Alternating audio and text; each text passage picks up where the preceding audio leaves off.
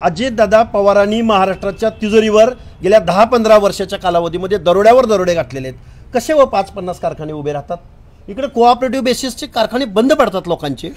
इथं शासनाला वेळोवेळी कारखान्यांना अनुदान देऊन, पैसे देऊन, हमी देऊन, बँक हमी देऊन कारखाने चालवावे लागतात शासनाला.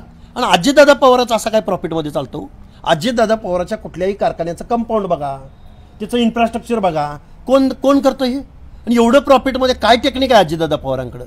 त्यांच्याकडे टेक्निक एकच आहे, महाराष्ट्राच्या तिजोरीवर दरोडा घालायचा आणि एखाद्या कार्यालयाची योजना, एखाद्या विभागाची योजना सुद्धा ज्यावेळी निधी वितरित करायचा असतो वित्त विभागातर्फे, त्यावेळी अजितदादा पवारांचा आग्रह असतो की या बँकेत अकाउंट खोला, या बँकेतूनच अकाउंट खोला, तिथं शासनाचे पैसे येतील, असं म्हणण्याचं काय कारण असतं प्रत्येक वेळी. त्यामुळं अजितदादा पवार हा महाराष्ट्राच्या तिजोरीवर दरोडा घालणारा म्हणा, वाळवी म्हणा महाराष्ट्राला लागलेली आहे. लवकरात लवकर मुख्यमंत्री महोदय असंघाशी केला संघ आणि मग पुढं काय होतं हे तुम्हाला आता वेगळं सांगायची गरज नाही.